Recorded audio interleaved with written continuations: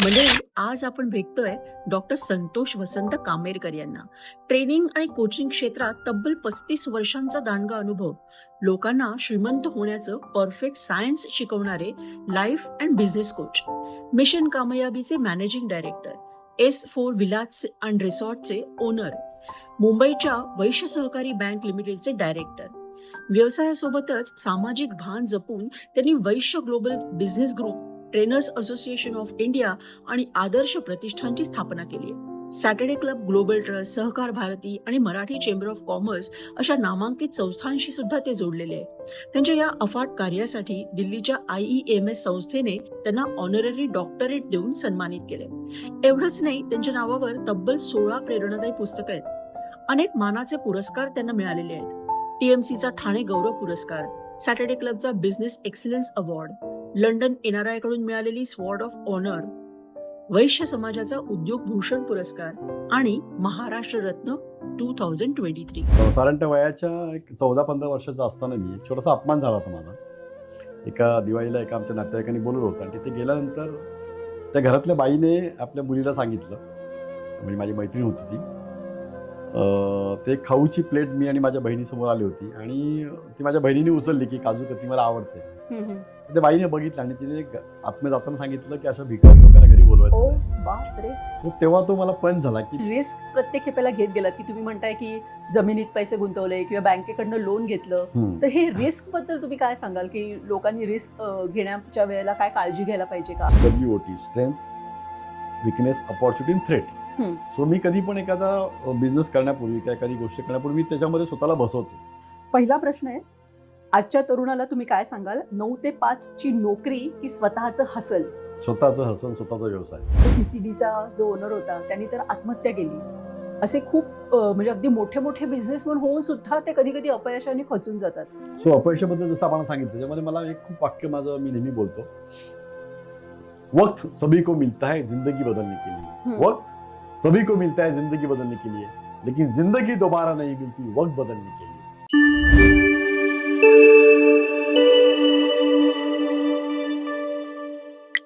नमस्कार, मी स्वाती छत्रे मायदेव.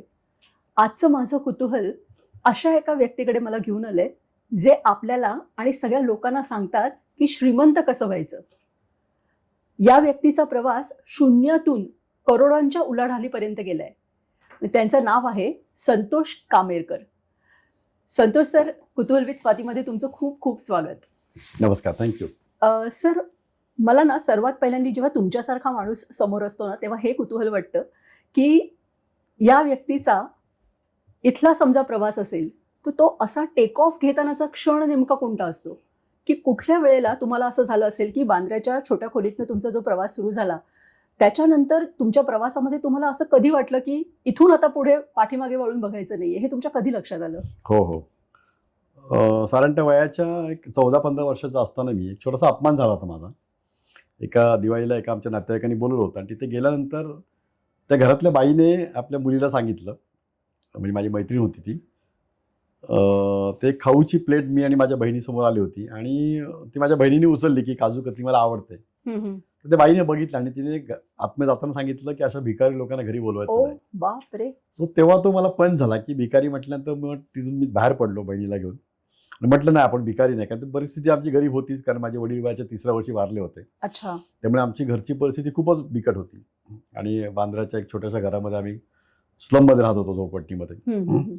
त्यामुळे लोकांना पाऊस आवडतो, आम्हाला पाऊस आवडायचा नाही, कारण पावसात पाणी भरायचं घरामध्ये. बरोबर. आणि आम्हाला त्यावेळेस खूप अडचण व्हायची. मग ती गरिबी जी असते ना, म्हणून मी नेहमी सांगतो की गरीबाच्या घरात जन्माला येणं वाईट नव्हे, परंतु गरीब म्हणून मरणं वाईट आहे. आणि मग ते मी ठरवलं. तेव्हापासून मग वेगळ्या प्रकारचे उद्योग केले, व्यवसाय केले आणि मग यशस्वी होण्याकडे वाटचाल चालू केली. जबरदस्त. तो अपमान एक माणसाला मोठा करतो. ती ठिणगी होती. सर, मी असं ऐकलंय की तुम्ही लहानपणी दूध विकायचात, पेपर टाकायचात आणि गाड्या सुद्धा तुम्ही धुतलेल्या आहेत. हो. तर मग त्या वयामध्ये मोठेपणची तुमची अशी काय स्वप्न होती? तुम्हाला काय बनायचं होतं? हो, खूप छान प्रश्न विचारलात मॅडम. कारण कसं होतं, एक आईला हातभार लागावा आणि स्वतःचा शिक्षणाचा खर्च पण काढता यावा, म्हणून मी लहानपणी दूध लाईन टाकणं, पेपर लाईन टाकणं आणि लोकांच्या सगळ्या गाड्या देखील धुवायचो. त्याच्यानंतर मग कॉलेजला जायचो मी. सो त्या गाडी धुताना माझ्या मनातून एक स्वप्न नेहमी असायचं की अशा प्रकारच्या गाड्या मला घ्यायच्या. मी जेव्हा असं धुवायच्या गाड्या लोकांच्या, तो ते मनामध्ये एक जिद्द होती की आपल्याला पण अशा गाड्या घ्यायच्यात. आणि मी आता माझ्या अनेक उपक्रमामध्ये माझे जे कार्यक्रम होतात मोटिवेशनल, तर मी ते डायलॉग मारतो स्पेशली की ज्या ज्या गाड्या धुतल्या त्या गाड्या घेतल्या. हो हो, जबरदस्त. सो हे एक स्वप्न होतं माणसाचं की काहीतरी आयुष्यात बनायचं. बरोबर. तर स्वप्न माणसाला पुढे घेऊन जात असतं. त्यामुळे जे जे गोष्ट आपण करतो त्यात आपण दूरदृष्टी ठेवायची, हम्म. ती स्वप्न पाहायची. म्हणजे एखादा घर घ्यायचं असेल तरी की स्वप्न पाहायला हवेत. आपल्याला काहीतरी आयुष्यामध्ये मोठं करायचं असेल तरी आपण स्वप्न पाहायला पाहिजेत. हम्म. तर लहानपणापासून ती एक जिद्द होती काहीतरी करावं, आणि मग त्यामुळे त्या गोष्टी करत गेलो आणि त्यातून काही मोठी स्वप्न पूर्ण करू शकलो. पण आजूबाजूला सगळे, कोणाचाही आपल्यावर विश्वास नाहीये, समजा आजूबाजूच्या समाजात राहणारे हो, लोक, हो. एवढ्या गरिबीतनं पुढे जात असताना तुमच्या मनात तो कॉन्फिडन्स कुठून निर्माण आला?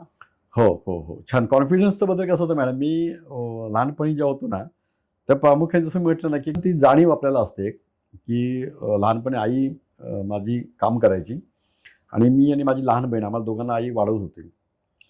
तर वाढवताना आपल्याला आईसाठी काहीतरी करायला पाहिजे. आईची मेहनत आहे, त्या मेहनतीला आपण देखील योग्य प्रकारे यशस्वी होण्यासाठी किंवा अभ्यास करून मोठं व्हायला पाहिजे, असं त्यावेळेस वाटायचं. आणि अनेक लोक जेव्हा आईचा अपमान करायचे, म्हणजे गरीब म्हणून कोणी बोलवायचं नाही आम्हाला एखाद्या लग्नाला किंवा एखाद्या कार्यक्रमाला, त्या का नाही बोलवलं, तर गरिबीमुळे.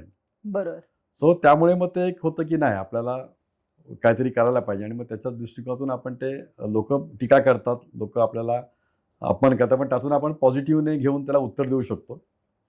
आणि मग समाजाला आपण काहीतरी करून दाखवलं की लोक आपल्याला बोलवतात, आपलं नाव काढतात. हे थोडंसं कुठेतरी माझ्या वाचनात आलं होतं. आणि काही अनुभवी लोक सांगायचे, त्यातून मला ते लहानपणी एक 14-15 वर्षाचा होतो, त्यामुळे मला ते समजलं होतं. आणि मग त्यातून आम्ही जरी काय झालं तरी आपण ते सहन करून पुढे जात होतो. मग तुम्ही सर्वात पहिला कुठला बिझनेस केलात? हा, छान आहे. मी साधारणतः एक 15 वर्षाचा असताना मामाने गावानं आंबे आणले होते, आंबे आणि फणस. आणि मामा आजारी पडला आणि तो जवळजवळ एक टेम्पोभर माल होता पूर्ण. मग मामा बोलला, अगं मी आजारी पडलो, आईला सांगायला, तर आता हे माझे आंबे फणस कसे विकणार? तर मी ते ऐकलं आणि मी म्हटलं आईला की आई, मी विकू शकतो आंबे फणस. तर आई म्हणाली, तू लहान आहेस. मी म्हटलं नाही, मी करू शकतो. मा म्हणाला, ठीक आहे, याला हरकत नाही, देऊया आपण. मी माझ्या काही मित्रांना घेतलं त्या बांद्र्यामधल्या, आणि त्या प्रत्येकाला एक तिथे खेरनगर, भारतनगर अशा काही विभागामध्ये मी तिथे ते लावलं, म्हाडा कॉलनीमध्ये वगैरे तिथे हे लावले आंबे फणस. आणि माझे आंबे फणस त्या ठिकाणी विकले गेले चांगल्या प्रकारे. आणि मला त्यातून पैसे मिळाले. मामा जेव्हा विकले मी 2 दिवसातून, वटपौर्णिमा होती, तर ते फणस आंबे विकल्यानंतर मला त्यातून तो फायदा आला. मामाने मला खिशात जेव्हा पैसे टाकले, हे तुझे 2000 रुपये तुझी कमाई, मला कळलं अशा प्रकारे फायदा होतो. मग दरवर्षी मामाला म्हटलं, तू आंबे घेऊन मी विकून देईन तुला. आणि जवळजवळ मी तो 15 वर्षानंतर व्यवसाय केला. नंतर मी स्वतः पण केला, मामाची तब्येत येऊन मामाने पुढे नाही केला.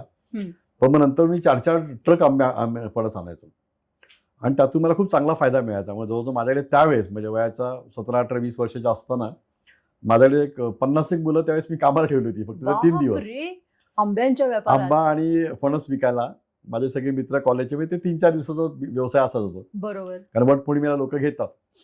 आणि त्याच्यामध्ये पण कसं व्हायचं, तो एक कापा फणस आणि बरका फणस, ते मला माहित नव्हतं. एका बाईने म्हटलं, हा कापा आहे की बरका आहे? ते मला कळलं की कापा बरका काय प्रकार असतो. तर तो कापा फणस असा सुका असतो, बरका ओला असतो. पण काप्या फणसाला लोक पैसे जास्त देतात. मग पुढच्या वर्षी स्ट्रॅटेजी चेंज केली, आता जास्त कापे फणस आणायचे. मग 90% कापे फणस आणले, कारण ट्रान्सपोर्टेशनचा खर्च सेमच असतो. बरोबर. पण काप्या फणसामुळे मला प्रॉफिट वाढलं. सो मला त्या वर्षी मला कळायला लागलं, म्हणजे मुळात माझी आई खूप हुशार होती, तर त्या आईकडनं माझ्या जीनमध्ये ते आलंय हुशारी. अच्छा.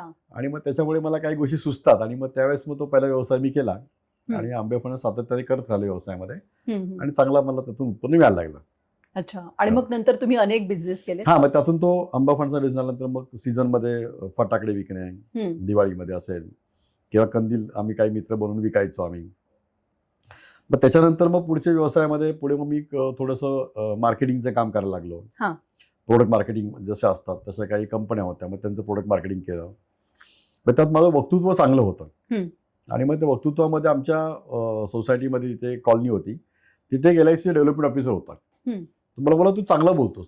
आणि मी कशा ॲक्टिव्हिटी काही घ्यायचो वगैरे, गेम बी वगैरे, तर माझ्या ग्रुपला येऊन तू ॲक्टिव्हिटी घे, त्यांना जरा काही बोल.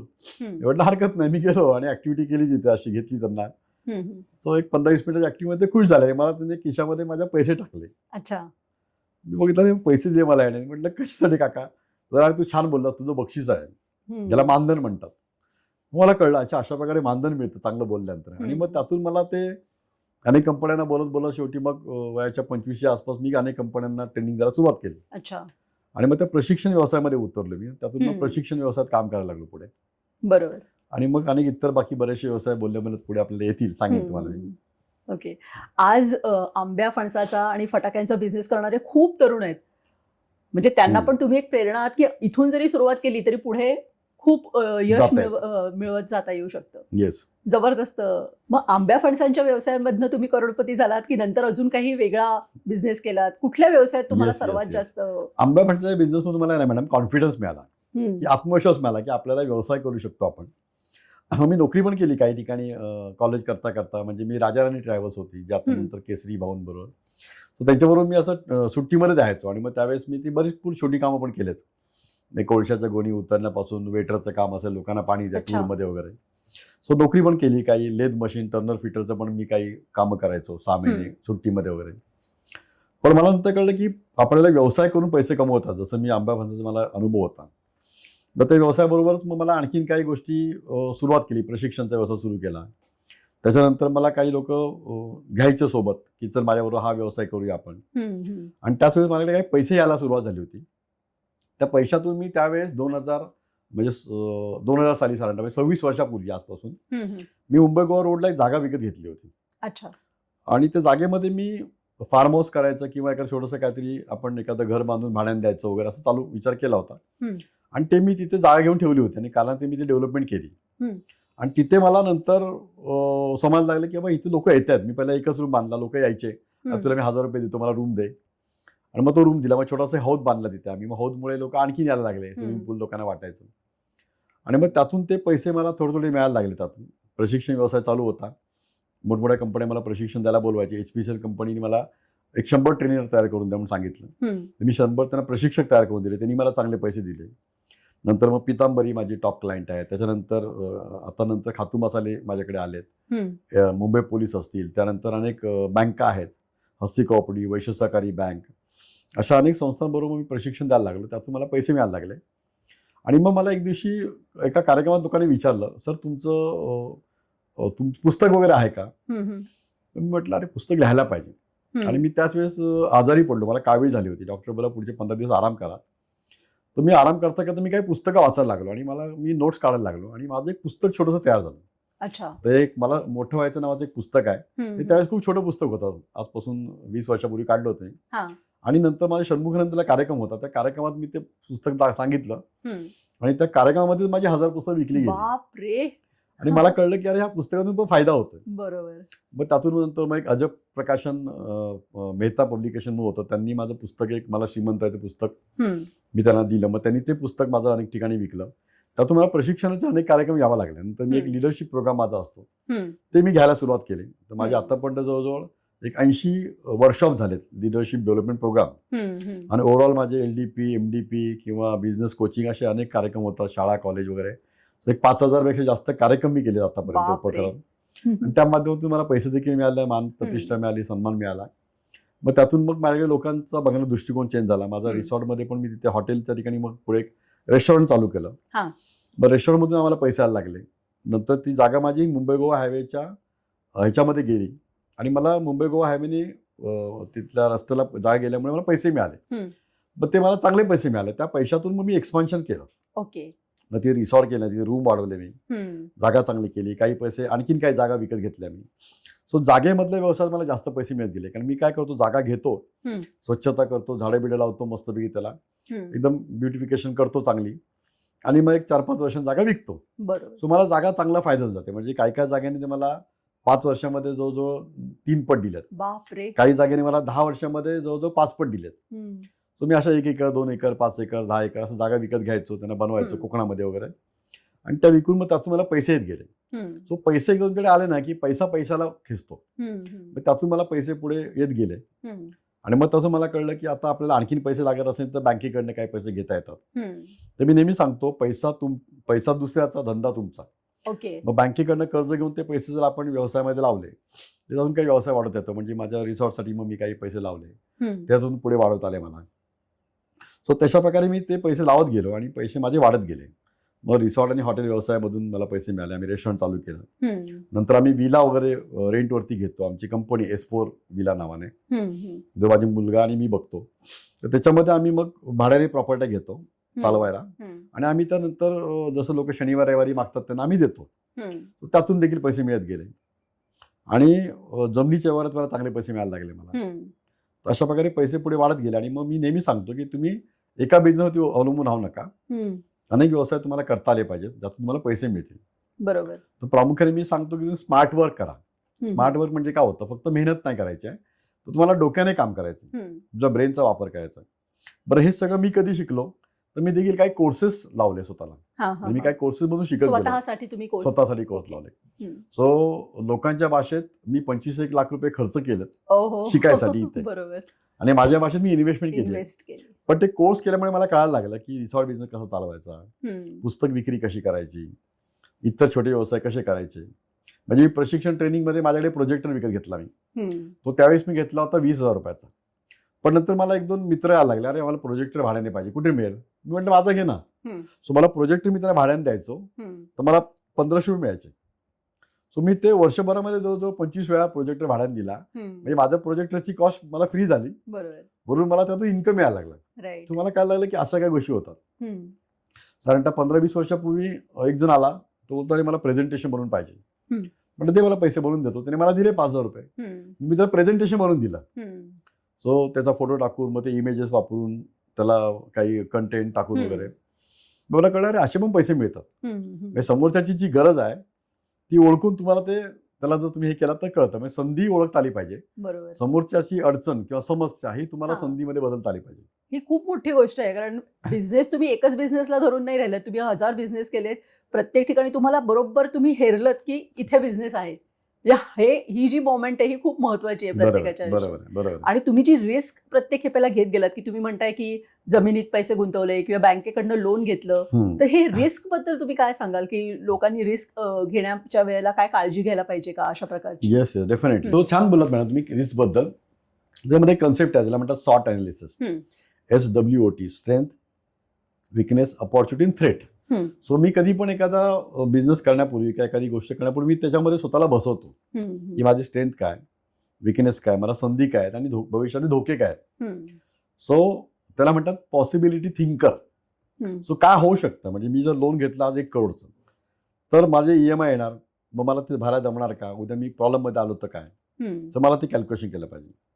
मी रिसॉर्टमध्ये रेस्टॉरंट चालू करतोय, तिथे 200 सिटिंग करतोय, तर ते रेस्टॉरंट चालेल का, मग त्यात कुठल्या प्रकारचे प्रोडक्ट ठेवले पाहिजेत, कुठल्या प्रकारचा मेनू असला पाहिजे, तिथे कोणता क्राऊड येईल याचा अभ्यास करायला लागतो मला. मी तो अभ्यास करतो. बरोबर. आणि त्याच्यामुळे काय होतं की ती रिस्क माझी कमी होऊन जाते. दुसरं असतं की कॅल्क्युलेटिव्ह रिस्क, की किती रिस्क आपण घेऊ शकतो. लॉस गेला म्हणजे जसं आपण एखादा उधार पैसे देतो, तो समोरच्याने 10 लाख मागितलेत, पण त्याची कॅपॅसिटी नाही रिपेमेंट करायची.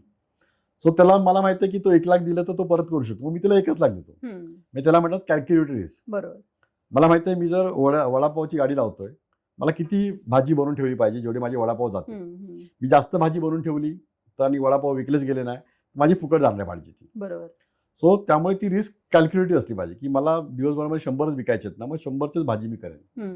मी उगाच 500 वडापावची भाजी बनवून ठेवणार नाही. बरोबर. सो असं प्रत्येकाने ते कॅल्क्युलेशन करून रिस्क घेतलं ना तर त्याला प्रॉफिट होतो. आणि मग त्यात ऑफकोर्स त्याच्यामध्ये बऱ्याचशा गोष्टी असतात ज्या तुम्हाला अनुभवाने येतात. किंवा मी नेहमी सांगतो की प्रत्येक वेळेस तुम्ही स्वतःचा अनुभवाने शिकू नका, तुम्ही इतरांच्या अनुभवातून शिका. बरोबर. सो कधी तुम्ही इतरांच्या अनुभवातून शिकला तर तुम्हाला सक्सेस मिळतो. स्वतःच्या अनुभवातून शिकायला गेलात ना तर आयुष्य कमी पडतं. आणि आयुष्य कमी पडतं. कारण प्रत्येक वेळेस तुम्ही शिकत बसलात अनुभव घेऊन तर आयुष्य तुमचं संपून जाईल ना. बरोबर. असं. आणि तुम्ही इतरांना श्रीमंत कसं बनायचं ते सांगता, त्याच्याबद्दल मला सांगा. कसं बनवता तुम्ही दुसऱ्यांना श्रीमंत? तर श्रीमंतीबद्दल प्रामुख्याने मॅडम आहे ना, माणसांनी जास्तीत जास्त प्रशिक्षण घ्यायला पाहिजे. कुठलाही व्यवसाय किंवा कुठलीही गोष्ट असेल ना, प्रशिक्षण घेतलात ना की तुम्हाला सोपं जातं ती गोष्ट करायसाठी आणि मग तुम्हाला त्या गोष्टीकडे फोकस करावा लागतो.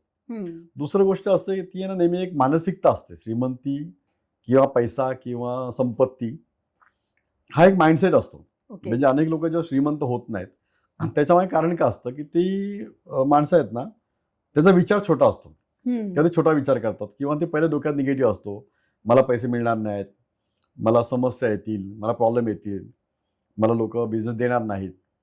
सो तुम्ही पहिला माइंडसेट बनवता. सो माइंडसेट तुमचा जो असतो की नाही मी यशस्वी होऊ शकतो, मला जमू शकतं, असं माइंडसेटने तुम्हाला उतरायला लागतं. तर श्रीमंती होण्याची सगळ्यात पहिली गोष्ट म्हणजे तुम्ही स्वतःला पैशाबद्दल जागरूकता निर्माण करा. पैशाबद्दल तुम्ही चांगला भाव ठेवा. म्हणजे लोक म्हणतात ना की पैसा महत्वाचा नाही आहे, पैसे महत्वाचे नाही आहेत, त्याचबरोबर पैशाने सगळं मिळत नाही. ओके, किंवा पैशाने माणसं वाईट होतात. सो तुम्ही पैशाबद्दल वाईट विचार करताय, बरोबर, म्हणून तुम्ही पैसे तुम्ही कमवत नाहीत किंवा पैशाला तुम्ही महत्व देत नाहीत. पैसे तुम्ही फालतू खर्च करता. माझ्या अनेक कार्यक्रमात मी सांगतो, म्हणजे अनेक महिलांना पण सवय असते की त्या चपलांचे सेट घेतात. जवळजवळ 20-20, 25, 50-50 त्यांच्याकडे चपला असतात. सो तुम्ही त्या चपला घेताय पण त्या पडून असतात. तुमच्या पर्स असतात 10-10, 15-15, 20-20, पण त्या पर्स वापरत नाही. पुरुष मंडळी पण आहेत की बेल्ट घेऊन ठेवले आहेत किंवा मोबाईल 2-2, 3-3 घेऊन ठेवले आहेत, ते पडून आहेत, किंवा तुमचे शर्ट पडून आहेत तुमच्याकडे. सो तुम्ही गरजेपुरते वापरलात, ते जे तुम्हाला लागतात ते वापरा. अदरवाईज तुमची ती डेली इन्व्हेस्टमेंट असते. बरोबर आहे. ओके, तुम्ही गाडी घेताय, एक गाडी घेतलात, मग दुसरी गाडी, तिसरी गाडी, BMW, मर्सिडीज घेताय. सो गाडी तुमचं असेट्स नाही आहेत, ती तुमची लायबिलिटी आहे. सो तुम्हाला कळलं पाहिजे की कुठली लायबिलिटी आणि कुठले असेट्स आहेत माझे. सो त्याच्यावर तुम्ही जर काम केलं तर तुम्हाला त्याच्यामधून श्रीमंत होता येते, तुमचे पैसे तुम्हाला वाचवता येतात. श्रीमंतीसाठी पैशाबद्दल तुम्हाला ज्ञान असणं गरजेचं आहे. पैसे तुमचे वाढत राहिले पाहिजेत. म्हणजे माझ्याकडे जर 10 लाख रुपये आहेत, मी बँकेच्या लॉकरमध्ये ठेवले, वाढतील का? बरोबर नाही. सो पैसा म्हणजे करंट, तो वाहता राहिला पाहिजे. तर ते पैसे मी जर योग्य ठिकाणी गुंतवले तर ते वाढणार आहेत. तर श्रीमंती कशी येते, तर तुम्हाला पैशाला कामाला लावता आला पाहिजे. तुमच्यासाठी पैशाने कामं केलं पाहिजे. Passive income.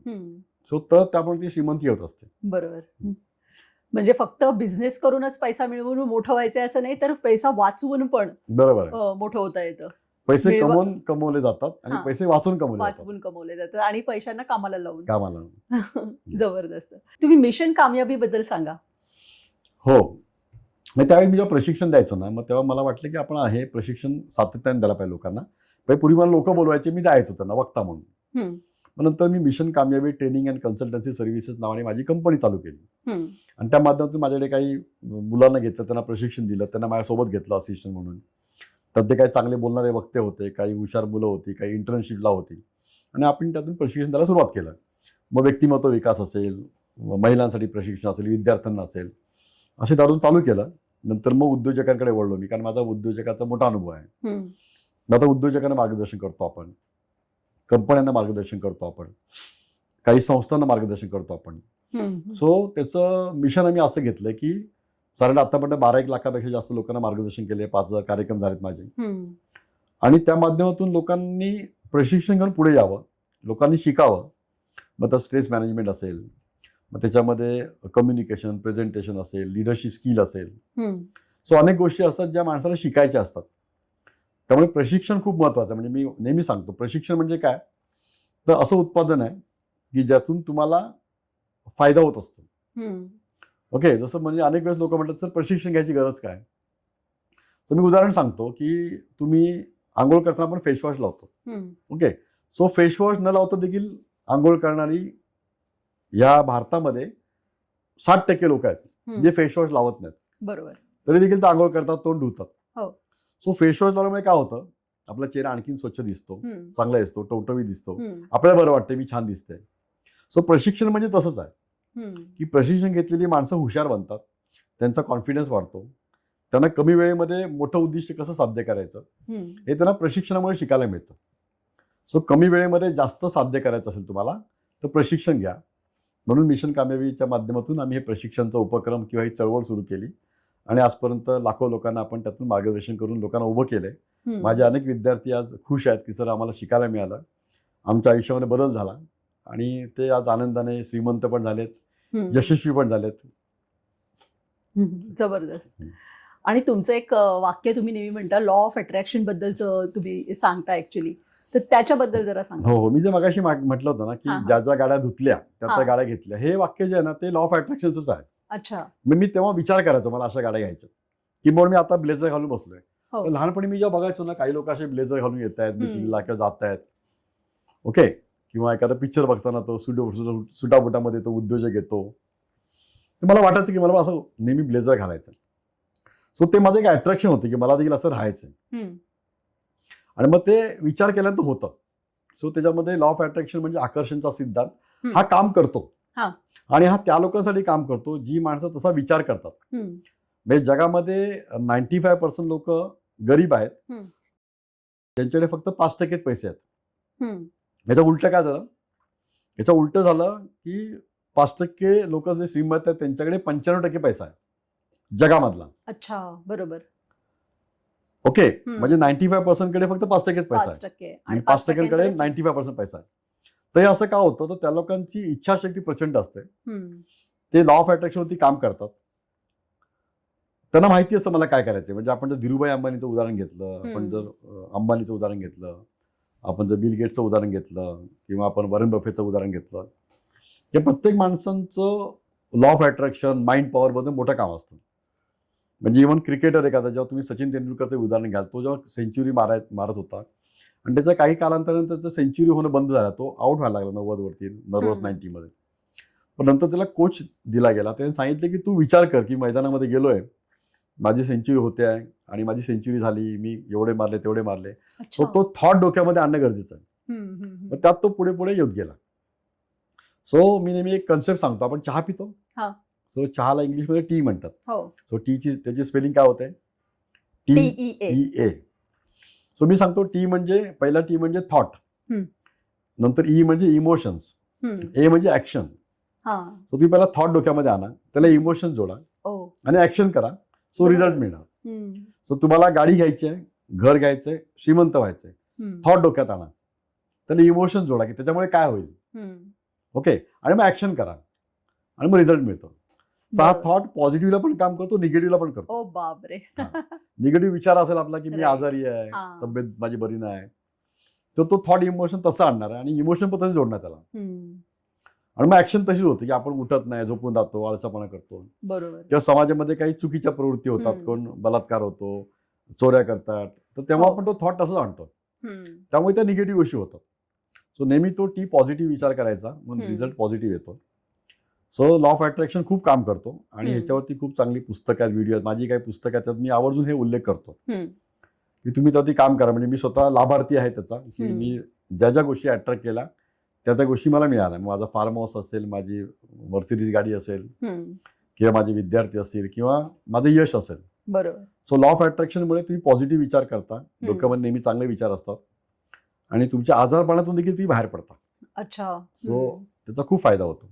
सो डेफिनेटली मी सांगेन लोकांना की तुम्ही लॉ ऑफ अट्रॅक्शनवरती काम करा. लॉ ऑफ अट्रॅक्शन प्रचंड काम करतो. म्हणजे विचार करणं, नकारात्मक विचार बिलकुल आणायचेच नाही. आपण पॉझिटिव्ह विचार आणायचे कुठल्याही परिस्थितीमध्ये. बरोबर. त्यातून रिझल्ट तुम्हाला मिळतात. जबरदस्त. आणि तुम्ही मगाशी बोलता बोलता 2 पुस्तकांचा तुमचा उल्लेख केला. तुमची किती पुस्तकं आहेत एकूण? मला वाटतं 17 वगैरे आहेत पुस्तकं. हो, माझी 17 पुस्तकं आहेत आणि सगळी व्यक्तिमत्व विकासामध्ये. नाही, त्यातली 3 पुस्तक बेस्ट सेलर आहेत. अच्छा. मला श्रीमंत व्हायचंय, नंतर एक सुविचार धन, यशाची गुरुकिल्ली. हे पुस्तक तर प्रत्येक रेल्वे स्टेशनला मिळायचं. अच्छा. आणि आता एक नवीन आता आले ते चला जग जिंकूया. सो काही प्रकाशकांनी प्रकाशित केलेत, काही पुस्तकं मी स्वतः छापून आम्ही माझ्या कार्यक्रमात विकली जातात. सो मी नेहमी सांगतो, तुम्हाला जर आयुष्यामध्ये तुमच्या म्हणजे माणसाने मेल्यानंतर देखील जिवंत राहायचं असेल, त्याला लोकांनी ओळखायला पाहिजे, तर त्यांनी त्याचे विचार समाजाला देऊन द्यायला पाहिजे. मग विचार देऊन जाणं म्हणजे काय, तर पुस्तक लिहा तुम्ही. दुसरं, हल्ली तर आता आपल्याला युट्यूब चॅनल आहेत. सो युट्यूब चॅनल करा, किंवा तुम्ही आपण आता पॉडकास्ट करतोय, हे व्हिडिओ लोक पाहतात.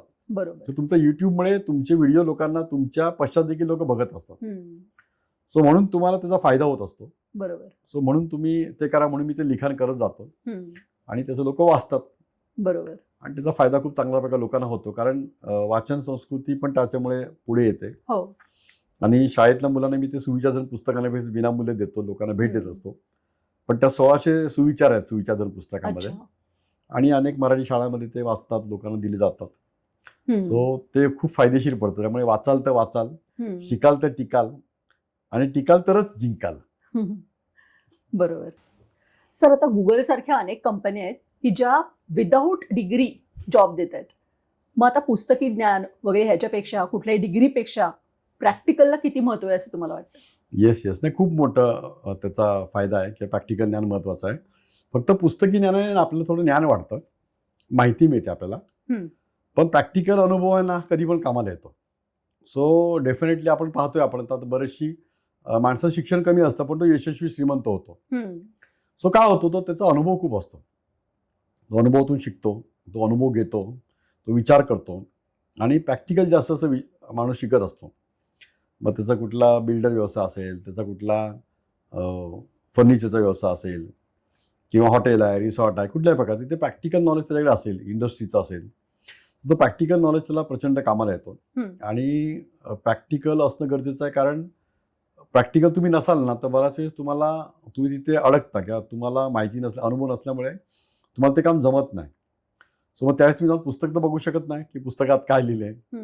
सो प्रॅक्टिकलमध्ये तुम्हाला अनुभव कळतो. म्हणजे मी नेहमी गोष्ट सांगतो, राजू हातोडा नावाची. सो एकदा एका कंपनीमध्ये मशीन बंद पडते आणि मग आता ही मशीन फॉरेनवरून आलेली असते आणि मग तिला चालू करायला परत फॉरेनचा माणूस बोलवायला पाहिजे. पण तेवढा ती कामं सगळी थांबतील आता. आणि मग तिथे ते विचार करतात कोण रिपेअर करेल, काय करेल. तिथला एक कामगार सांगतो की सर आपल्या इथे ना बाजूच्या गावामध्ये एक राजू हातोडा नावाचा माणूस राहतो आणि त्याचा खूप अनुभव आहे. वेगळ्या कंपनीमध्ये तो जातो, मशीन रिपेअर करतो, बंद करतो, बंद मशीन चालू करतो तो. तर मग त्याला बोलवून बघूया आपण. तर त्या राजू हातोड्याला बोलवतात. राजू हातोडा येतो आणि ती मोठी मशीन असते ती तो वरून बघतो, शिडी लावतो, खाली वाकून बघतो, मशीनचा गोल राऊंड मारून तो बघत बसतो. सगळं निरीक्षण केल्यानंतर तो एक हातोडी काढतो आपल्या ह्याच्यातून आणि एक ठिकाणी तो नट बोल्ट टाईट करतो, एक ठिकाणी जातो आणि ती हातोडी मारतो आणि मशीन चालू होते. सो नट बोल्ट फिरवतो आणि एक ठिकाणी हातोडी चालू झाले. सगळे खुश होतात, चला मशीन चालू झाली. मग त्याला विचारतात पैसे किती झाले. तो बोलतो 50,001 रुपया झाला. 50,001 रुपये कसा काय? तू तर काहीच नाही केलंस, तू फक्त हातोडीच मारलास. बरोबर आहे, मी हातोडा मारायचा 1 रुपयात घेतला, पण कुठे, कधी आणि कसा मारायचा ह्याचे 50,000 रुपये घेतले. जबरदस्त. सो माझा अनुभव होता मशीन चालू करण्याबद्दलचा. सो त्याला प्रॅक्टिकल अनुभव खूप होता. सो प्रॅक्टिकल अनुभवामुळे बरीचशी कामं होतात. काही नवीन उद्योजक असतात, ते लोक एखादा व्यवसाय चालू करतात आणि ते अडकतात आणि मग तिथे अनुभवी व्यक्ती त्याला सांगतो की हे असं कर. सो अनुभवी व्यक्ती जो असतो ना त्याचा अनुभव कामाला येतो. म्हणून अनुभवी व्यक्ती अनेक ठिकाणी कामाला येतात. म्हणून आपण कन्सल्टंट जे असतात, सो ते कन्सल्टंट म्हणून नेमले जातात. कन्सल्टंट फी जास्त घेतात. किंवा काय सर्जन डॉक्टर असतो, तो सर्जन का असतो, त्याने अनेक ऑपरेशन केलेले असतात, बरोबर, एक्सपर्ट असतो. म्हणून तो सर्जन डॉक्टर येतो, त्याला माहिती आहे कुठे हृदय त्याला हे करायचं, कुठे त्याला स्टेंट टाकायचे माहिती असतं, म्हणून तो पैसे जास्त घेतो. सेम अशा प्रकारचा तर मी बिझनेस कोचिंग करतो. तर मला व्यवसायामध्ये माहिती आहे की कुठल्या व्यवसायाला काय केलं पाहिजे तर तो व्यवसाय प्रॉफिटमध्ये येईल किंवा तो व्यवसाय कशामुळे नुकसानमध्ये चाललाय. बरोबर. सो अनेक डॉक्टर असतील, काही कन्सल्टंट असतील जे कंपनीमध्ये, फॅक्टरीमध्ये किंवा एखाद्या न्यूज चॅनलमध्ये असतील किंवा अनेक ठिकाणी. सो तो अनुभव कामाला येतो. म्हणून प्रॅक्टिकल असणाऱ्या माणसाला हा फायदा अनुभव असतो. त्या अनुभवाचा फायदा गुगलसारख्या कंपन्या किंवा अनेक ठिकाणी तुम्ही जसं मगाशी म्हणालात त्या कंपन्या ते फायदा घ्यायचा असतो. म्हणून ते अशा प्रकारच्या अनुभवी लोकांना ठेवतात. बरं तुमच्याकडे डिग्री नसेल तरी चालेल. बरोबर. राईट. आणि तुमच्या जीवनावरती एक चित्रपट निघालाय आणि एक पुस्तक पण निघालंय मला वाटतं, कम्प्लीट बायोग्राफी. तर त्याच्याबद्दल सांगा. येस, एक पुस्तक आहे ज्याचं नाव आहे लक्षवेधी. सो हे डॉक्टर शुभा अशोक चिटणीस, खूप मोठ्या साहित्यिक आहेत महाराष्ट्रामधल्या, त्यांनी हे पुस्तक लिहिलं आहे लक्षवेधी नावाने. हे माझ्या आयुष्याबद्दल आहे. यात सविस्तर माझ्याबद्दल माहिती दिली गेली आहे, कोणते व्यवसाय केले, काय केले वगैरे. आणि त्याचबरोबर मी एक कार्यक्रम करत होतो आणि कार्यक्रमामुळे अलिबागमधून एक 4-5 मुलं माझ्या कार्यक्रमात आले होते. यापासून एक 10-12 वर्षापूर्वीची गोष्ट आहे. आणि मग त्या मुलांनी सगळं मी बोललो, भाषण केलं, सगळं बोलल्यानंतर मग त्या मुलांनी मला फोन केला, सर तुम्ही खूप छान बोललात आणि तुमची स्टोरी आम्ही ऐकली. सो आम्ही तुमच्यावरती एक पुस्तक लिहितोय, तुमच्यावरती आम्ही एक पिक्चर काढतोय. मी म्हटलं अरे असं काय, पिक्चर वगैरे एवढं काढण्यासारखं असं काय नाही आहे. नाही सर, ती शॉर्ट फिल्म असते, ते आम्ही करतोय. म्हटलं हरकत नाही. मग त्या लोकांनी ती एक शॉर्ट फिल्म बनवली, त्याचं नाव आहे संत्या. हो, पण एवढ्या यशस्वी माणसाच्या जीवनाचं नाव, पिक्चरचं नाव संत्या. संत्या म्हणजे संतोषला कोकणामध्ये संत्या म्हणतात. ओके. मला लहानपणी संत्या म्हणायचे. राईट. मामा बावशी कोणी, संत्या कुठे आहे, संत्या कुठे गेला, म्हणून ते संत्या नाव ठेवलंय तिथे पिक्चरचं. आणि मग डॉक्टर विजयवाड मॅडम आहेत, साहित्य क्षेत्रात मोठं नाव आहे त्यांचं. तर त्यांनी सांगितलं की हे नाव चांगलं आहे संतोष, संत्या ठेव. आणि मग तो पिक्चर आपण बनवल्यानंतर तो आपण अनेक ठिकाणी दाखवतो, शाळा कॉलेजमध्ये.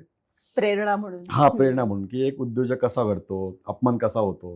हम्म. तर ते एक 15 वर्षाच्या मुलाची स्टोरी आहे बरोबर. आणि मग त्याच्यावरती तो पिक्चर आहे. आणि मग नंतर तो मुलगा त्याला दाखवलं एक शेवटी तसं तो एक ट्रॅक दाखवला रेल्वेचा. सो तो रेल्वेच्या ट्रॅकमध्ये शेवट होताना तो धावतो आणि धावल्यानंतर त्या रेल्वे ट्रॅक नंतर तो पिक्चर संपतो आणि मग दाखवलं की हा ट्रॅकमध्ये धावणारा मुलगा संत्या म्हणजे संतोष कामेरकर. हम्म. सो त्याला एक डायरेक्शन मिळालं. तो प्रत्येक माणसाला एक दिशा मिळायला पाहिजे आपल्या आयुष्यामध्ये. तर मला ती दिशा मिळाली आणि मी चांगल्या मार्गे गेले. कारण मी जेव्हा स्लममध्ये राहत होतो तिथे दारू, सिगरेट सर्व प्रकारचं तिथे व्यसन किंवा बिघडायचे चान्स होते 100%. बरोबर आहे. माऱ्या व्हायच्या भरपूर तिथे. मग मला ट्रॅक मिळाला की नाहीतरी चांगलं काहीतरी करायचं. तर पिक्चरमध्ये ते पण दाखवलं. मी एक 13-14 वर्षाचा असताना तो एक जण येतो, अरे एक सिगरेट पी. मी एक सिगरेट असं मारतो त्याला आणि मग ठसका लागतो. मग मला कळतं हे सिगरेट चांगलं नाही. मग त्याच्यानंतर मी अनेक व्यसनमुक्तीवरती मार्गदर्शन करतो, लोकांना सांगतो. कारण मी स्वतः दारू पित नाही, मी सिगरेट पित नाही. त्याच्यामुळे मी लोकांना सांगतो की तुम्ही ते व्यसनापासून दूर राहा. आणि मग त्या संत्या पिक्चरमध्ये ते दाखवलं गेलंय. सो ती इन्स्पिरेशनल स्टोरी आहे, मोटिवेशनल स्टोरी आहे. सो अनेक शाळा कॉलेजमध्ये दाखवतात ते. मी माझ्या कार्यक्रमात थोडंसं त्याचा काही क्लिपिंग दाखवतो आणि त्यातून लोकांना प्रेरणा मिळते. सो आपलं आयुष्यामधून लोकांनी प्रेरणा घ्यावी हा त्यामागे मुद्दा होता. आणि मग त्या अलिबागच्या मुलांनी ती स्टोरी बनवली होती संकेतने आणि ते चांगलं अनेक ठिकाणी दाखवली जाते. सो ते आहे, खरं आहे तर पुस्तक आणि याच्यामधून.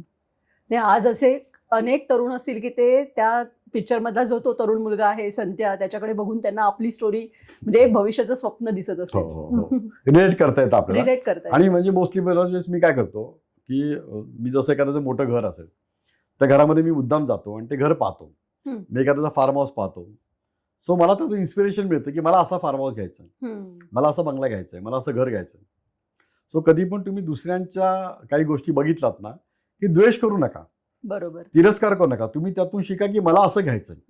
उलट त्याचं अभिनंदन करा. म्हणजे जेव्हा तुम्ही दुसऱ्याचं अभिनंदन करताना तेव्हा आपोआप तुम्हाला पण ते मिळतं. पण लोक नेमकं उलट करतात की ह्याने मर्सिडीज घेतली, BMW घेतली, काय मोठा समजतो, 2 नंबरचा पैसा आहे. हा. सो कधी जलसी वृत्ती न ठेवता त्याचं अभिनंदन करा. सो आपोआप त्या ब्रह्मांडाला कळतं की ह्याला हे पाहिजे आणि तो ब्रह्मांड तुम्हाला सपोर्ट करतो. सो मी देखील अनेक जे माझे मित्र गाडी घेतात, घर घेतात, मी अभिनंदन करतो मनापासून. त्यामुळे मला पण ते मिळतं. बरोबर. सो कधी कोण छान दिसतं मी सांगतो छान दिसताय तुम्ही, त्याचा खूप चांगला फायदा मिळतो आणि त्यामुळे आपण देखील तशा प्रकारे आपल्यामध्ये ते बदल होत असतात. बरोबर. तर ते त्या पिक्चरमध्ये पण दाखवलं गेलंय, माझ्या पुस्तकामध्ये पण त्याच्या काही गोष्टी उल्लेख केलेल्या आहेत. सो नक्की त्याचा फायदा खूप चांगला होतोय लोकांना. तुम्ही अनेक संस्थांच्या बरोबर जोडले गेलेले आहात, तर त्याच्याबद्दल मला सांगा. हो हो हो. म्हणजे मी नेहमी सांगतो आपलं जे आयुष्य असतं ना ते आपण असं गोल फक्त एकाच ठिकाणी गोल सर्कलमध्ये नाही पाहिजे. आपलं आयुष्य तिथेच फिरतोय गोल गोल गोल गोल गोल. तसं न करता आपण एखादं सर्कल बघतो ना की असं असं असं असं असं करत करत करत करत ते असं मोठं होतं पूर्ण. असं आयुष्य असंच पाहिजे. म्हणजेच काय तर तुम्हाला या प्रवासामध्ये आयुष्याच्या अनेक माणसांना भेटलं पाहिजे, तुम्हाला अनेक संस्थांबरोबर असोसिएट व्हायला पाहिजे. त्यामुळे तुम्हाला अनुभव मिळतो, शिकायला मिळतं, माणसं मिळतात, स्वभाव कळतात. तुम्हाला काही ठिकाणी अपमान होतो, काही ठिकाणी मान मिळतो, पण त्या मान अपमानामधून तुम्ही शिकत असता. तुम्ही फक्त एकाच ठिकाणी राहिलात तर तुमची ग्रोथ होत नाही.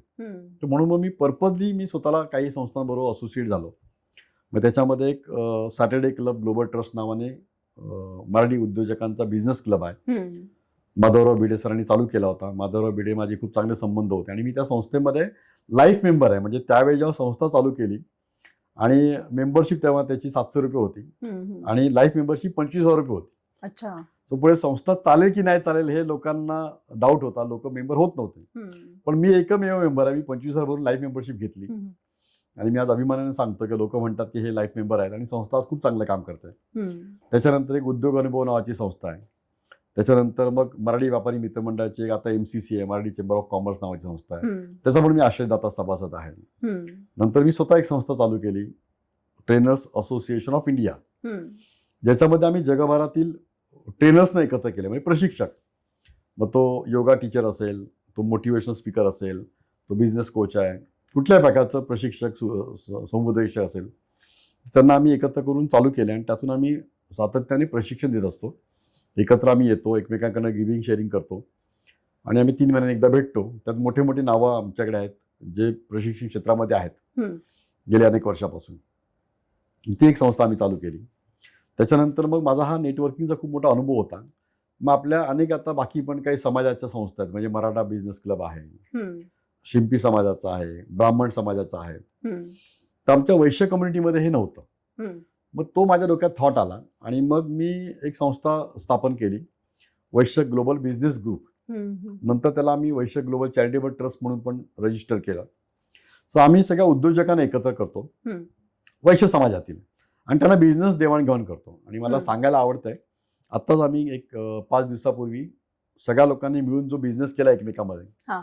हा बिझनेस 100 करोडचा बिझनेस केला आम्ही. बाप रे, सो 100 म्हणजे हा करोडचा किती बिझनेस फक्त काळातला? कम्युनिटीमध्ये, हा किती? गेला वर्षभरामध्ये. एका वर्षातला? एका वर्षामध्ये बाप म्हणजे रे. कोण बिल्डर आहे त्यांना बिझनेस मिळाला, कोण लोनचं काम करतो, कोण आर्किटेक्ट आहे, कोण इंटिरियर डिझायनर आहे, माझं रिसॉर्ट आहे, हम्म. कोण प्रॉपर्टी विकतात, कोण लोन देतो. तो हा सगळा बरोबर. बिझनेस मिळून 100 करोडचा बिझनेस एकमेकात बिझनेस करून. दिला गेला.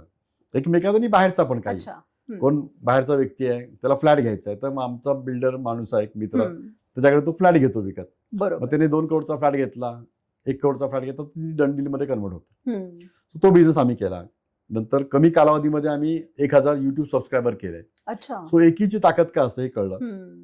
सो माझा अनुभव जो होता या बिझनेस नेटवर्किंग मधला, तो नेटवर्किंगचा मी इथे वापरला, कारण हे नेटवर्क उभं करणं खूप गरजेचं आहे. हम्म. सो असं म्हटलं जातं, your network is your net worth. हम्म. हम्म. सो नेटवर्क म्हणजे माणसं जोडणं. बरोबर. सो अनेक ठिकाणी मग माणसं जोडतो मी. हम्म. मी अनेक संस्थेमध्ये जातो, अनेक लोकांना भेटतो, माझे अनेक विद्यार्थी असतात किंवा काही उपक्रमाला मी जातो. हम्म. सो ह्या संस्थांबरोबर आपला स्वतःचा ग्रोथ होतो, हम्म. शिकायला मिळतं, माहिती मिळते, नॉलेज मिळतं, आणि त्या संपर्काचा फायदा. मग माझ्या रिसॉर्टला जे मी चालू केलं, हम्म. तो या संस्थांचा मला खूप फायदा आला. हम्म. कारण त्या संस्थांचे लोक माझ्या रिसॉर्टला यायला लागले पिकनिकला. बरोबर. स्विमिंग पूल आहे, रेन डान्स आहे, वन डे पिकनिक, मग लग्न झाली, काही हम्म. गेट टुगेदर झाले. सो मला वेगळा खर्च करायची गरज लागली नाही मार्केटिंगला, बरोबर. कारण ते सगळे मित्रमंडळी प्रत्येकजण आपल्या फॅमिलीला आणतो, हम्म. ते ग्रुप येतात, त्यांचे वाढदिवस होतात, हम्म. आणि मग त्यातून तो फायदा होत गेला. हम्म. सो मी आवर्जून लोकांना सांगेन की अशा प्रकारच्या नेटवर्किंग क्लबमध्ये तुम्ही जा, हम्म. हम्म. जॉईन करा, ओळख करून घ्या, आणि स्वतःचा व्यवसाय वाढवा आणि स्वतःचा सर्वांगीण विकास करा. बरोबर. कारण चांगले मित्रमैत्रिणी भेटतात, हम्म. चांगले पार्टनर भेटतात, हम्म. आणि तुम्हाला लिडरशिप घेतल्यामुळे तुम्हाला काही पुढे जायला संधी मिळते, आणि काही वेळेस तुमचा अपमान देखील होतो, पण त्या अपमानातून तुम्ही शिकता पण. बरोबर. तुम्हाला एखाद्या वेळेस तुम्हाला पद मिळतं, एखाद्या वेळेस पद नाही मिळत. हम्म. काही काही ठिकाणी राजकारण पण असतं, हम्म. तो राजकारणामध्ये तुम्हाला अपमान मिळतो तिथे, पण त्यातून तुम्ही शिकता काहीतरी. बरोबर. ठेणगी पेटते. हा हा हा बरोबर. त्यामुळे डेफिनेटली अशा प्रकारचा ह्याचा फायदा, आणि मग त्यामुळे मी अनेक संस्थांबरोबर आहे आज, हम्म. आणि मग त्यातून माझा स्वतःचा विकास पण होतोय, हम्म. आणि मी लोकांना माझ्याकडे असताना नॉलेज देखील शेअर करतोय. बरोबर. तुम्ही ना सहज मगाशी म्हणालात की मी पहिल्यांदा हॉटेल हे केलं, बांधलं, त्याच्यानंतर रिसॉर्ट बांधलं, असं म्हणजे फटाफट फटाफट सांगत गेलात. पण हे काही इतकं सोपं नाही. म्हणजे हजारो इथे लोक हॉटेल बांधतात, रिसॉर्ट्स बांधतात, आणि आपल्याला काही दिवसात कळतं की ते बंद पडलंय. मग ते असं का होतं? मॅडम बरोबर बोललात तुम्ही की अनेक लोक म्हणजे रोज अनेक रिसॉर्ट हॉटेल चालू होतात, हम्म. आणि अनेक बंद पण पडतात. सो होतं कसं, त्याच्यामध्ये बऱ्याचशा गोष्टीमध्ये ना एक लिकेज कन्सेप्ट असतो, की कुठल्याही व्यवसायामध्ये लिकेज असतो. अच्छा. म्हणजे हॉटेल म्हटले की तिथे काही कामगार, रेस्टॉरंट असेल तर ते स्वतः चिकन बनवून खातात, फिश बनवून खातात. हम्म. ओके, तिथे कस्टमरला बाहेरच्या बाहेरच पैसे घेऊन काही गोष्टी करतात. म्हणजे Resort- थोडक्यात सांगायचं तर घूस लागते. हा, घुस लागते. सो काही ठिकाणी तिथे तो एक प्रॉब्लेम असतो. दुसरा मुद्दा त्यामध्ये असतो की त्यांचा अभ्यास नसतो त्या गोष्टीतला. हम्म. तर तुमचा अनुभव असेल तर व्हेरी गुड, अनुभव नसेल तर अनुभव व्यक्तीकडे तुम्ही सुरुवातीला कामाला राहा, किंवा त्यांच्याकडे शिका कुठेतरी राहून, किंवा ते काय करतात ते बघा, किंवा एखादा तुमचा नातेवाईक किंवा चांगला उद्योजक जो तुम्हाला विनामूल्य मार्गदर्शन करू शकतो त्याला भेटा. सो तुम्हाला त्याचा फायदा होऊ शकेल. म्हणजे आता माझे मित्र आहेत राज साडीविलकर, त्यांचं अंग्रेज ढाबा नावाने हॉटेल आहे. हम्म. सो राजला त्यातला खूप मोठा अनुभव आहे. सो त्या ठिकाणी माझ्या मुलाला पाठवलं की सिद्धेश त्यांना भेट आणि त्यांना विचार रेस्टॉरंट कसं चालू, कारण आता आमचं अजून एक नवीन रेस्टॉरंट आम्ही गार्डन रेस्टॉरंट चालू करायचा विचार करतोय. हम्म. मग सिद्धेश त्यांना भेटला. मग त्या ठिकाणी किती सेटअप पाहिजे, 200 टेबल लागले पाहिजेत, मग कुठल्या प्रकारचा मेनू तिथे असला पाहिजे, हम्म. मग कुठला मेनू लोकांना आवडतो, मग त्याचं प्राइसिंग किती असलं पाहिजे, मग मार्जिन किती मिळेल आपल्याला. ओके, एका वेळेस समजा तिथे 100 गाड्या लागल्या किंवा 200 टेबल लागले तर तुम्ही सर्व्हिस देऊ शकता का, हम्म. मग किती मॅन पॉवर पाहिजे, तशा अनेक गोष्टींचा अभ्यास तुम्हाला पाहिजे, आणि हे सगळं लिहून ठेवलं पाहिजे. फक्त डोक्यात असून चालत नाही. मग मी नेहमी सांगतो, hmm. Think it, ink it, think it, ink it, हे मी लोकांना सांगतो. सो विचार करा, लिहा, विचार करा, लिहा. म्हणजे तुमच्या माइंडला पण कळतं आणि तो माइंड तुम्हाला कामाला लावतो. कुठलीही कृती असते ना, आपण जेव्हा लिहितो ना ह्या पेनाने, तर हा डायरेक्ट ब्रेनशी कनेक्ट असतो आपला. तो ब्रेनला कळतो आणि ब्रेन आपल्या त्यातून कामाला होत असतो. सो आपल्या ब्रेनला आपण काही गोष्टी सांगायच्या असतात आणि त्यानुसार तो ब्रेन आपल्याला कामाला लावतो. सो कुठलेही हॉटेल, रिसॉर्ट व्यवसाय असेल ना, त्याच्यामध्ये आपल्याला समजलं पाहिजे की कुठे आपल्याला नुकसान होऊ शकतं आणि कुठे प्रॉफिट होऊ शकतं.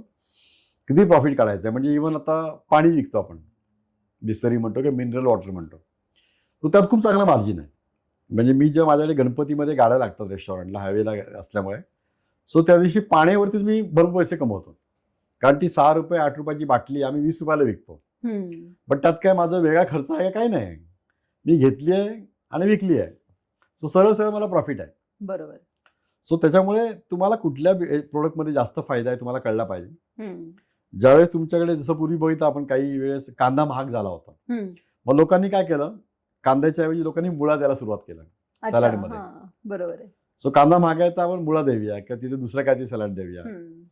तो आपल्याला तसं कळलं पाहिजे की ज्यावेळेस एखादा प्रोडक्ट महाग आहे तर त्या मिक्स भाजीमध्ये काय वापरूया. आज जर टोमॅटो महाग झालाय किंवा फ्लॉवर महाग झालाय तर त्यावेळेस तिथे तुम्हाला दुसरी भाजी त्यामध्ये मिक्स सब्जीमध्ये वापरली पाहिजे. अशा अनेक गोष्टी असतात, लहान लहान गोष्टीतून असतात, पण त्यातून प्रॉफिट होत असतं आपल्याला. तर ह्या गोष्टी आपल्याला कळतात. म्हणजे थाळी सिस्टम ज्या विकतो तर एकच थाळी बनवला गेला हॉटेलवाला, सो त्याला ती प्रत्येक भाजी बनवायची आहे. ओके, शहरामध्ये तर तयार असतं सगळं जेवण, पण हायवे साईडला जेवण तुम्हाला बनवून द्यावं लागतं. सो एकत्र तुमच्याकडे जर 10 थाळीची ऑर्डर आली ना तर तुम्हाला परवडतं. सो आम्ही मग ते करतो की पूर्ण बस लागली की पूर्ण सगळ्यांची एकच ऑर्डर घेतो. सो सगळ्यांना थाळीची ऑर्डर तर लवकर मिळेल. असं का म्हटलं मी लवकर मिळेल, कारण मला फायदा मिळतो. बरोबर आहे. 20 थाळी गेल्यामुळे तो 20 लोकांची डाळ फ्राय बनवतो, 20 लोकांची भाजी बनवतो, 20 लोकांसाठी तो चपात्या बनवतो, 20 लोकांसाठी तो राईस बनवतो आणि मग प्रॉफिट निघतं. बरोबर. तर प्रत्येकाची वेगळी ऑर्डर असेल ना तर ते मार्जिन कमी होतं, कारण गॅस तेवढा लागतो, प्रत्येक आयटम तेवढा बनवायला वेळ लागतो. सो हे स्मार्ट वर्क खूप गरजेचं आहे. तेव्हा तुम्हाला तो व्यवसायामध्ये तुमच्या त्या रिसॉर्ट, हॉटेल किंवा अशा प्रकारच्या व्यवसायात तुम्हाला पुढे जाता येतं. मग असे मोठे प्रोजेक्ट जेव्हा करतो त्यावेळेला भरपूर ताण येत असेल ना, भीती वाटत असेल की काय होईल पुढे माहिती नाही, मग ते कसं तुम्ही हँडल करता? हो हो, आणि हे सर्वांसाठीच प्रश्न आहे, कारण अनेक लोकांना मोठा व्यवसाय करायचा असतो किंवा लोन कर्ज घेतात. मी एका बँकेत डायरेक्टर पण आहे, वैश्य सहकारी बँकेत मी संचालक आहे गेले 20 वर्ष. तर आमच्याकडे भरपूर लोक येतात, मोठे मोठे प्रोजेक्ट घेऊन येतात की 1 करोडचं लोन आहे, 2 करोडचं लोन आहे, मी मोठा व्यवसाय चालू करतोय, फॅक्टरी टाकतोय किंवा रिसॉर्ट टाकतोय, हॉटेल टाकतोय किंवा आणि काही. सो त्या ठिकाणी ताण असतोच, कारण लोन घेतलंय, EMI असतो, तो ताण येतो माणसाला. कधी कधी फॅमिली सांगते एवढं लोन घेऊ नकोस, लोन घेणं चांगलं नाही. सो तो परत ताण असतो. स्टाफ मिळेल की नाही, स्टाफ ठेवला तो कामाला राहील का की पळून जाईल, शिकून दुसरं स्वतः चालू करेल तो आपला. तो अशा अनेक गोष्टी असतात. सो ताण हा डेफिनेटली येतो, पण तुम्ही जर हुशार असाल, स्मार्ट असाल ना, तर तुम्हाला ते बॅलन्स करता येतं. आणि तुम्हाला अभ्यास केला असाल, अनुभव असेल, तर तो अनुभव तुम्हाला तिथे कामाला येतो. अशा वेळेस तुम्हाला काही गोष्टी प्रामुख्याने मेडिटेशन करणं किंवा थोडं शांत विचार करणं किंवा काय होऊ शकतं हा विचार करणं आणि लोकांना प्रेमाने जिंकणं. सुरुवातीच्या काळामध्ये आपण उर्मटपणा दाखवला, थोडं अहंकार दाखवला, तर तुम्ही डेफिनेटली खालीच जाणार आहात. तो कधी तिथे तुम्हाला अहंकार नको, उर्मटपणा नको. थोडंसं आपण जसं गुजराती मारल्याचं नाव घेतो की ते विनम्रतेने बोलतात. बरोबर आहे. की तारे माटे एटला, मारे माटे केटला, तुला एवढं तर मला किती मिळणार आहे. बरोबर. सो त्या ठिकाणी ती पॉलिसी तुम्हाला किंवा त्यांच्याशी विनम्रतेने वागणं, सो आलेल्या लोकांना बोलणं, म्हणजे तुम्ही मालक आहात ह्याच्यापेक्षा तुम्ही ती सेवा देताय हे महत्व आहे. अनेक वेळेस माझ्या रिसॉर्टवरती मी मालक जरी असो ना, तर मी लोकांना विचारतो काय लागलंय, काय पाहिजे.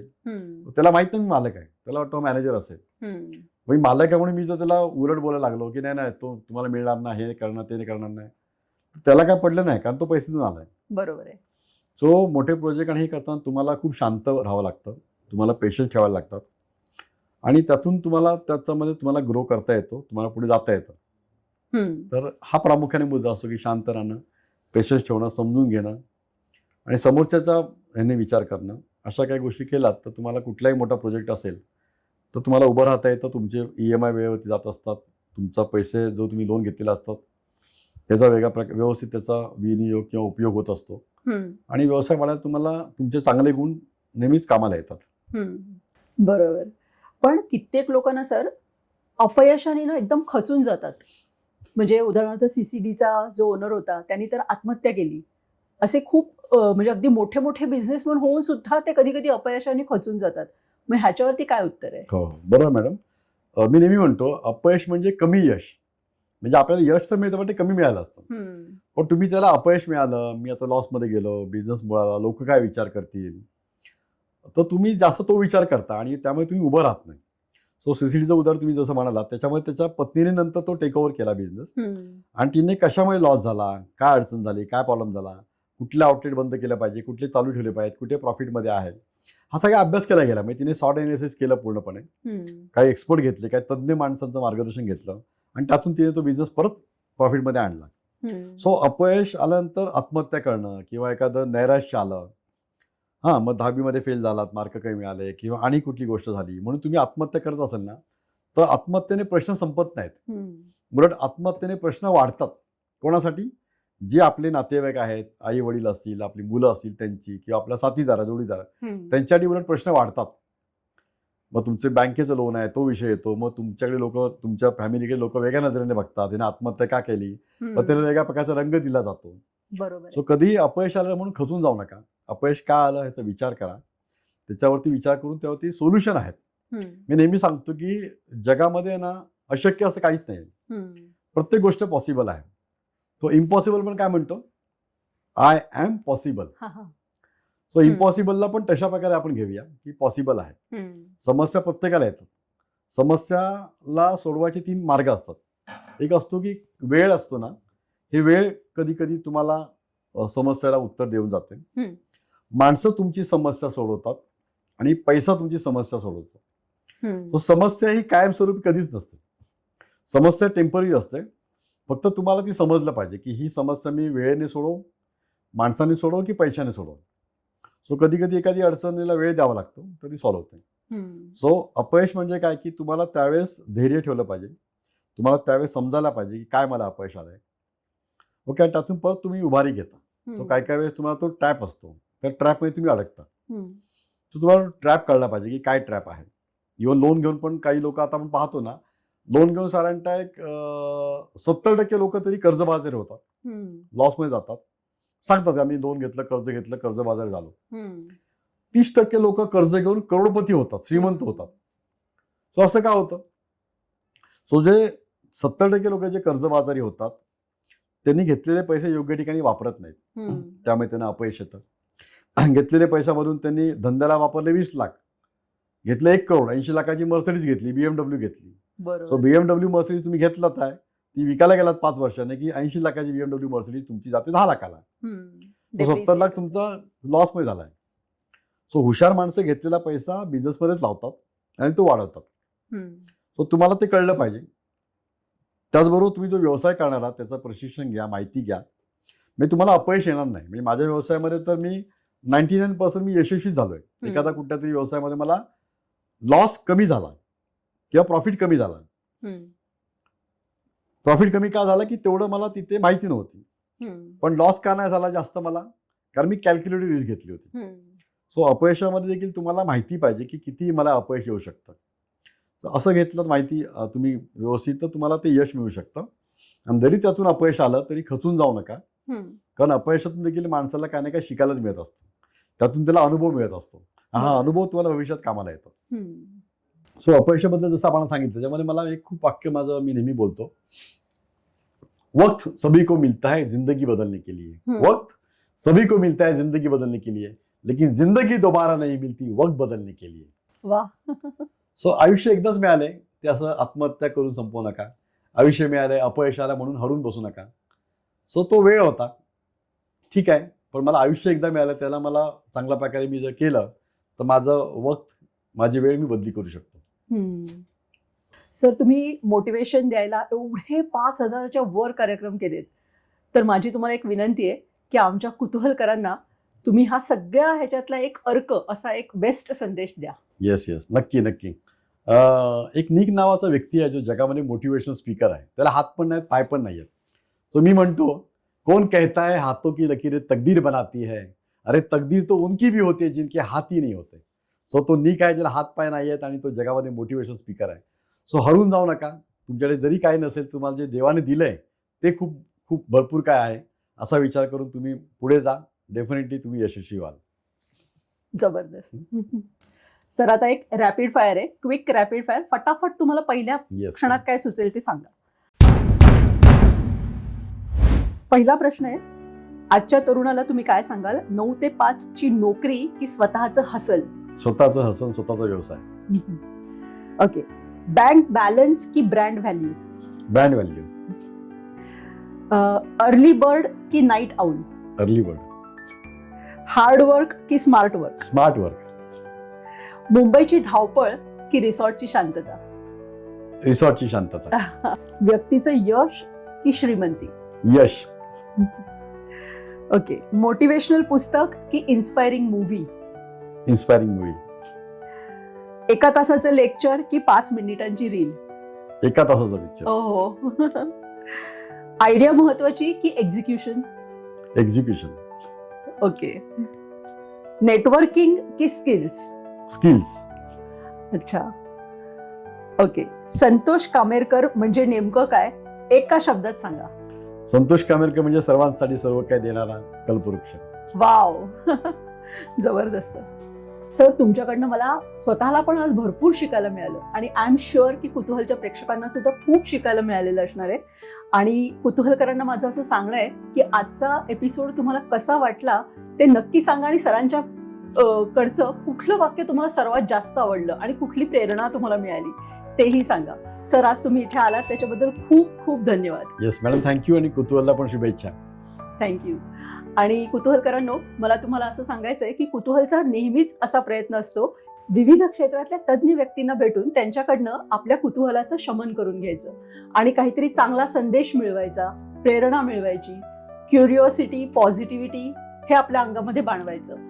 तर तुम्हाला आजच्या एपिसोडमधनं असं काही मिळालं का हे नक्की सांगा. आणि तुम्हाला जर कुतूहलचे हे प्रयत्न आणि ही धडपड आवडत असेल तर सुपर थँक्सच्या माध्यमातून तुम्ही आम्हाला आर्थिक पाठबळ सुद्धा देऊ शकता.